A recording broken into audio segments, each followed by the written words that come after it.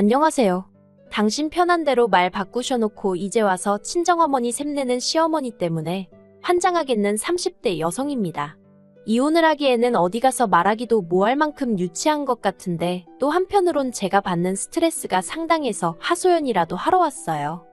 남편과 저는 2년을 사귀고 결혼했는데 소개받았을 당시 남편은 공무원이었고 저는 직장을 다니는 회사원이었습니다.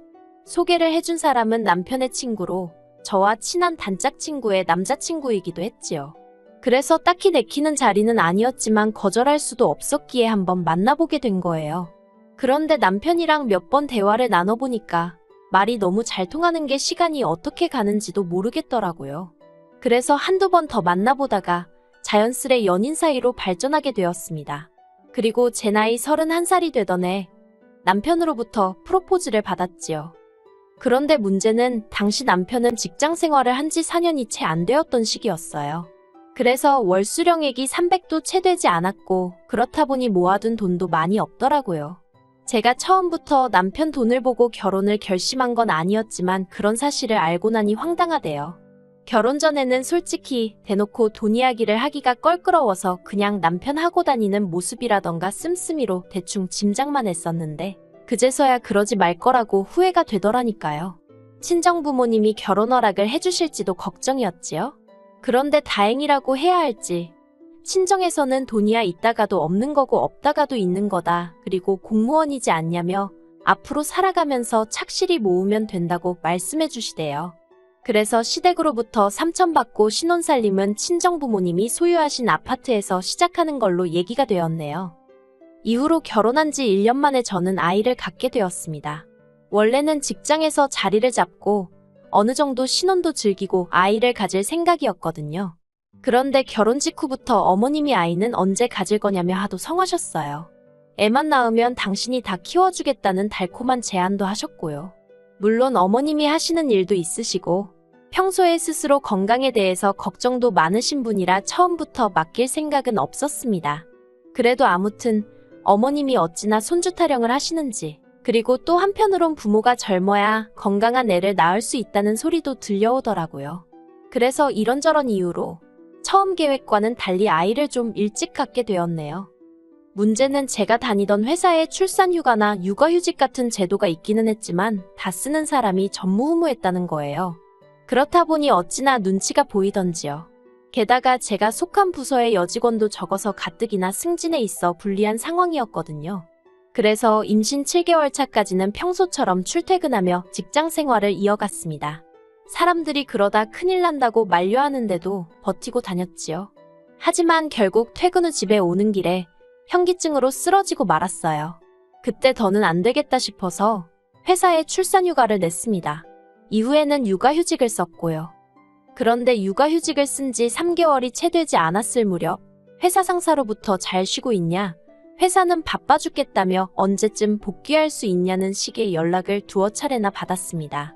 상사는 별 뜻 없이 한 말이라 했지만 주변 친구들은 그러다 너 복귀했는데 자리 없어져 있는 거 아니냐며 웃더라고요. 그리고 솔직히 저도 그런 상상을 안 해본 게 아니라서 한마디로 마음이 조급해졌어요. 그래서 남편에게 혹시 육아휴직 좀 쓰면 안 되냐고 물었더니 자기도 눈치가 보여서 어렵다는 거예요. 공무원이니까 저랑 좀 다를 줄 알았는데 거기도 거기대로 사정이 있더라고요. 그래서 어머님께 연락을 드렸어요.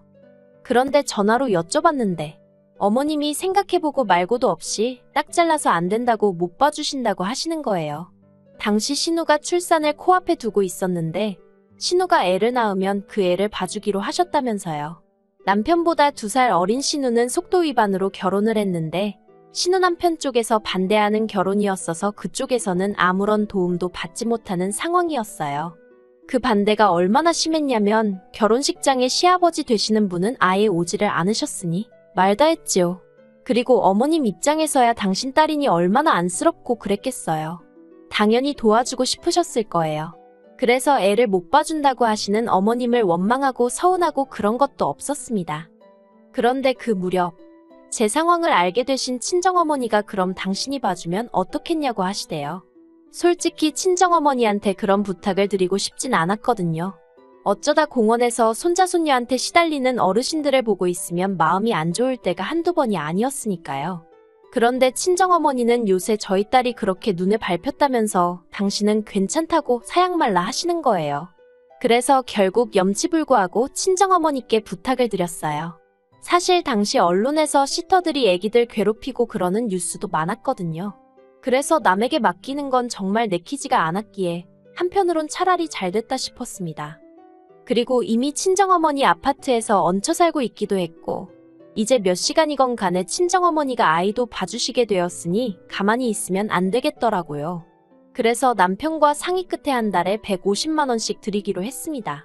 원래는 사실 200만 원 정도를 생각했는데 오히려 친정어머니가 먼저 그렇게 다 당신 주고 나면 언제 돈 모아서 독립할 거냐고 한사코 안 받겠다 하셔서 150만 원으로 합의를 봤어요.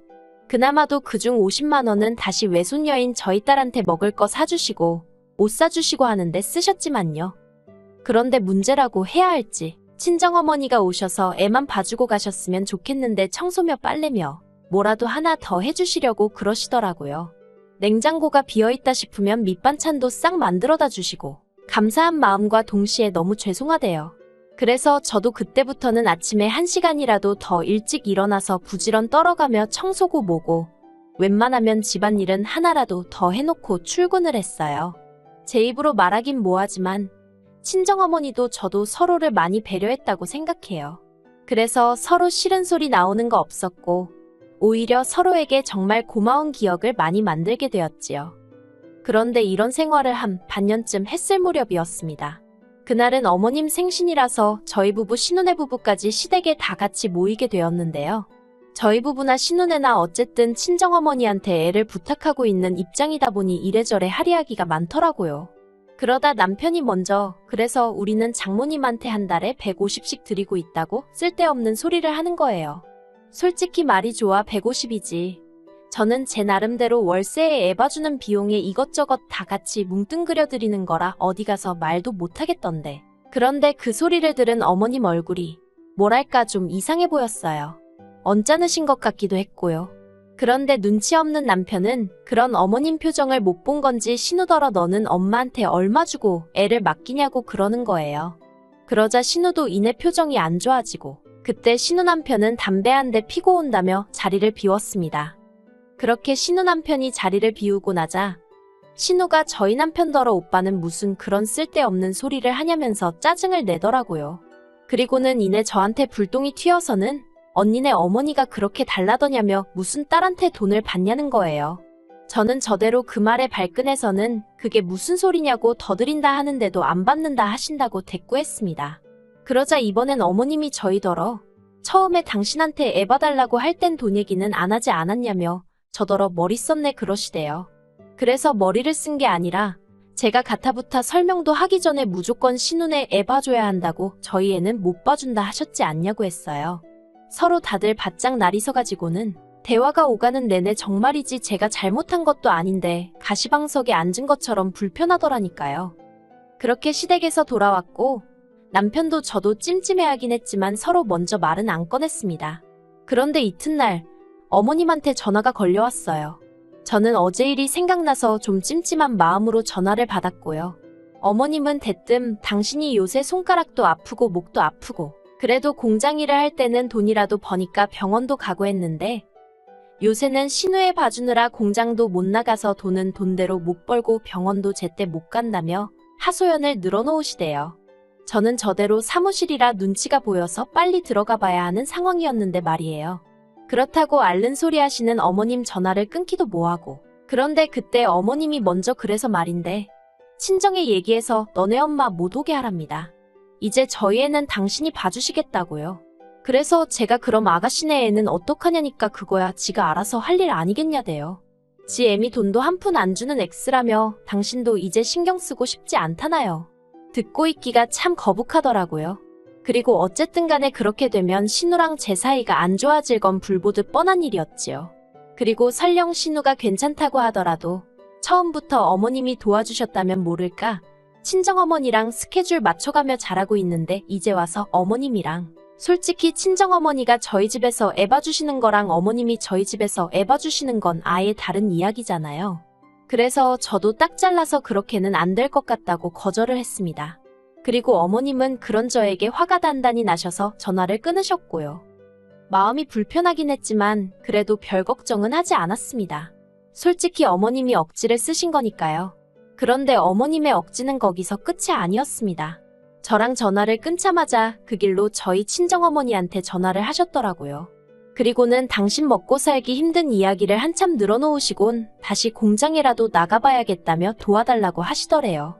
그래서 친정어머니가 떨떠름하긴 했지만 뭘 어떻게 도와드리냐고 물으셨는데 저희 애 보면서 신혼의 애도 같이 봐주면 안 되겠냐 그러시더랍니다. 애 하나 보나 둘 보나 똑같지 않냐면서 집도 안 멀다고 저희 집에 갈 때 신혼에 들려서 애를 데리고 가란 식으로 얘기를 하시더래요. 친정어머니가 어이가 없어서 그게 말이 되냐고 반문하니 말이 안 될 건 또 뭐냐고요. 제가 이 이야기를 전해 듣곤 얼마나 황당했는지 몰라요.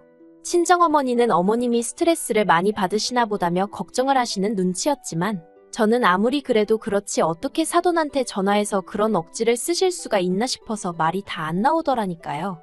제가 남편더러 막말로 어머님 제 정신이신 거 맞냐고 어떻게 우리 엄마더러 신혼의 애를 봐달란 소리를 할 수가 있냐고 따졌습니다.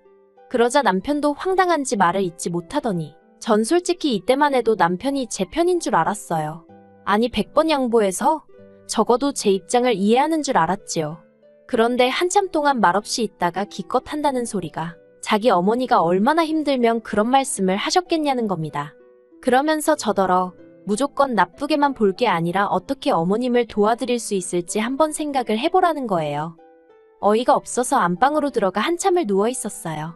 어떻게든 끓어오르는 분을 삭히려고 말이지요. 그런데 도무지 참아지지가 않아서 다시 거실로 나왔습니다. 그랬더니 남편은 지가 뭘 잘했다고 TV나 보고 있는 게 아니겠어요. 제가 TV를 꺼버리곤 남편한테 그래서 어머님을 어떻게 도와드리자는 거냐고 따졌습니다.